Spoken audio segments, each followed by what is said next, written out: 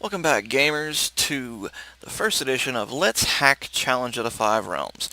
I'm going to show you in this video how to hex edit your save games for Challenge of the Five Realms in order to make your characters super powerful, uh, give yourself magic points so you can bypass the time limit, just teleport everywhere, and how to give yourself certain items. For this, you need to use a hex editor.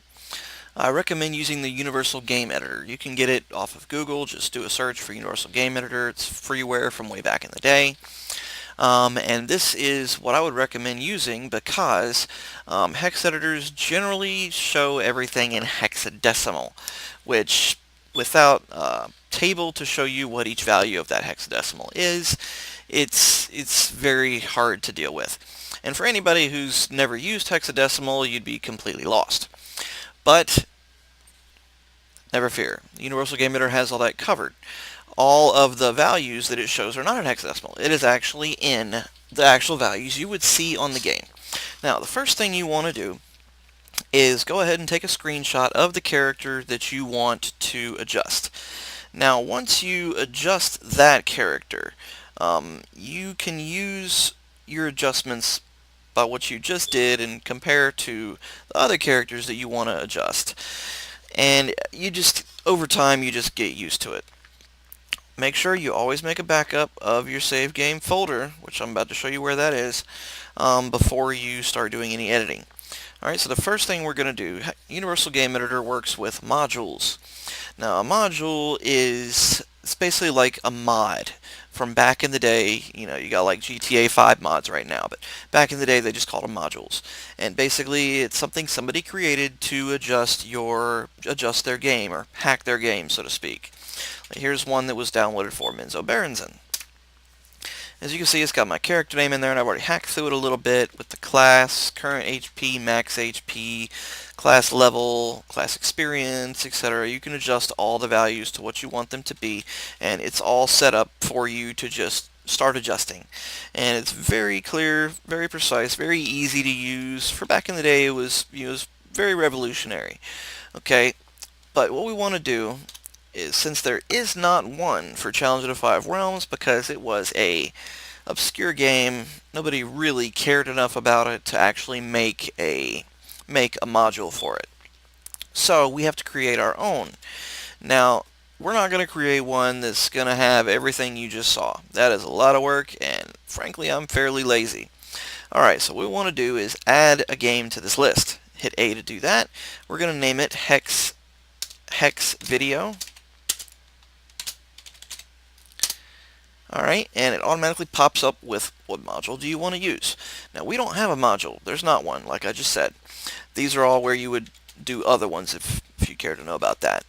But what you would need to do is click New File and give it a name. Whatever you want to call it, we're going to call it Game003.module. Alright, now this is where it goes straight to your C drive, and you're going to scroll down to your Challenge of the Five Realms folder. For me, that is C7, because I have multiple copies of Challenge of the Five Realms. And go down to the list.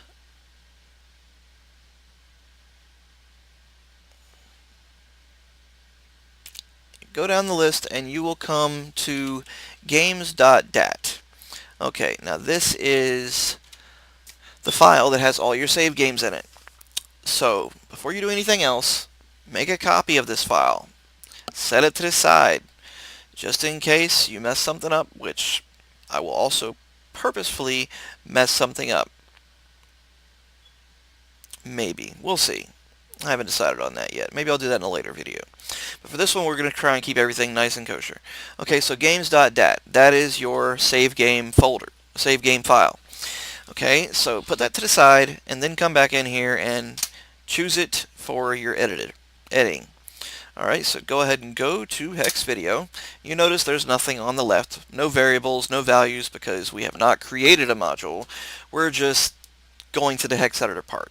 So right here, you just hit Tools, the T for Tools, and it goes straight to the hex editor. As you can see, it's not in hexadecimal. It is in the values of the actual game. And what you want to do is hit F to find the name of the save game that you're looking for, because this basically on the right side is just a list of all of the games that you have saved under games.dat. Now I named one called Hex Ed.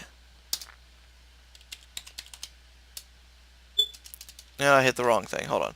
You got to hit F and then hit T for text. Okay, and then Hex Ed.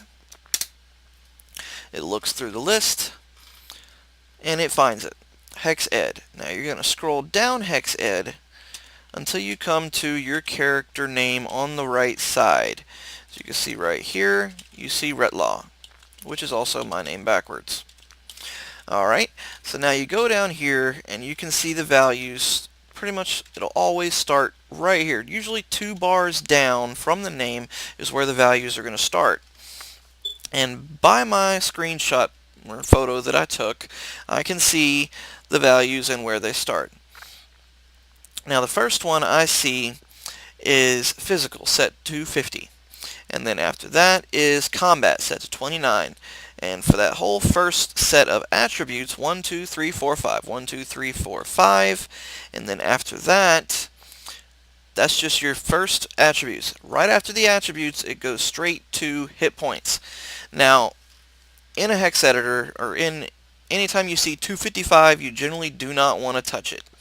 The only time I'm ever going to tell you that you can touch it is right here on the hit points. Because in Challenge of the Five Realms, years ago, I discovered by going through and editing so many times that this 255 actually represents how many of your characters you have. Like, if you've watched my Let's Plays, you see me pick up groups of players.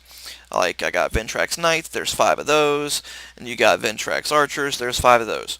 And what it does is it takes all the hit points and it divides them. Whatever you make this number right here, and let's go ahead and just get that on the next line. Okay, this number right here and this number right here. This is your current hit points.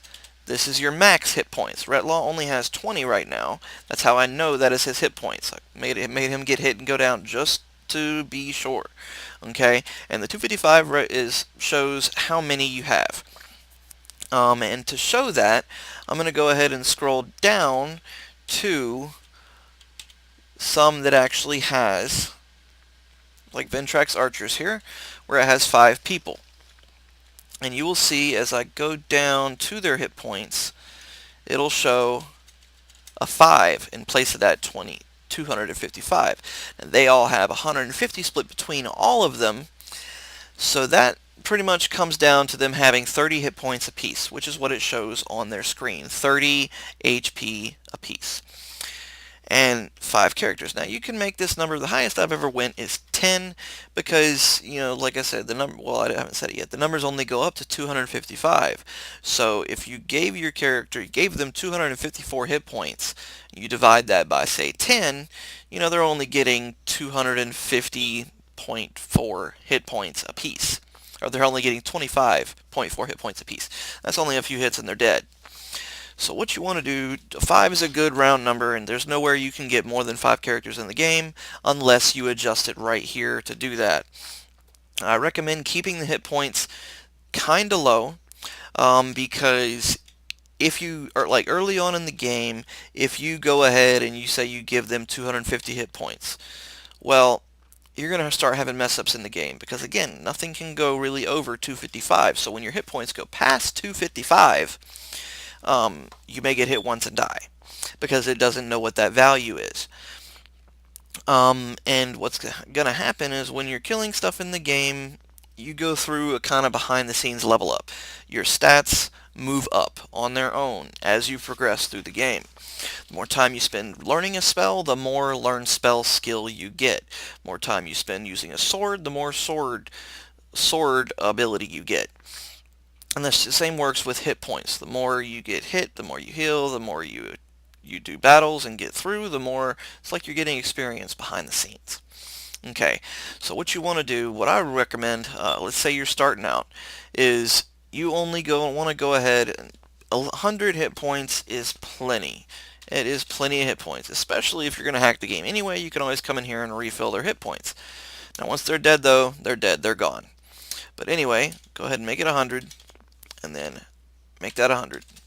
Now I'm not going to adjust that 255 because this is the prince and we don't want him to be more than one person. It might cause a glitch in the game. Any other character, go ahead and play around with it. But again, make sure you always back up. And the next thing we're going to adjust is we're going to adjust the magic points. Okay, so that's going to be all the way down here, right above Sir John Oldcastle. Okay, I know he has, now see right here, it's not a 255, it is a 0. I cannot tell you why. I can only tell you not to change it. But for the magic points, I know he has, by my picture, he has 19 current magic points and 45 max magic points. Now it is okay to bring this as high as you want, but again, just keep in mind where it's at in case you got to go back in and adjust it later. If you want to keep it at 250, you're going to have to keep checking it, because if it goes over it, you're going to have glitches in the game, and I'll get into that in just a little bit. But we're going to go ahead and adjust this. You want to hit A for alter, and we're going to change that to 100. Okay, and that's his current, so we want to make sure we change his max also to 100. Okay. Now, one thing I noticed earlier is when I was adjusting some of these, with the learn spell, cast spell, and spell binding magic skills. Now I know he has 137 learn spell ability. Okay, now that's right here. But I also know he has 89 in casting and 39 binding. Now those are right here. And there's a 100 right here, which shouldn't be. Okay, all that tells me, don't touch learn spell, and don't touch this 100. They probably work with themselves somehow, because when I adjusted, I didn't mess with the 100, but when I changed the 137 on my stat screen, it did change my learn spell to 250. But I ran into the same glitch that I've always ran into anytime I've made a mistake in the hex editor. When you load the game, it'll pop up and immediately go straight back to, do you want to quit the game, do you want to load a save game, or start a new game? And it just keeps popping up in the middle of the screen no matter what you do. Now, when you get that, the only way around it is to either, of course, readjust what you changed, or reload your save game file, or reload your copy back over your game stat with your backup. Or you can get around it by loading a game that has not been hex edited, and then loading the game that has been hex edited. Now, I have noticed certain things happen in the game when you do this, like sometimes you'll load the game and all of a sudden everybody in a town is dead. The same way everybody in the town of Ballytoke is dead. It's just little glitches like that happen when you hex ed and you mess up and you decide not to go back. You want to keep the changes you made, don't want to find your mistake or whatever, and you can just go ahead and load a game that hasn't been hex edited and then load the one that has been hex edited to get around it. It's perfectly fine to do that. I did it for years before I figured out it was the hex editing that was causing the issue. I thought it was just the game itself years ago.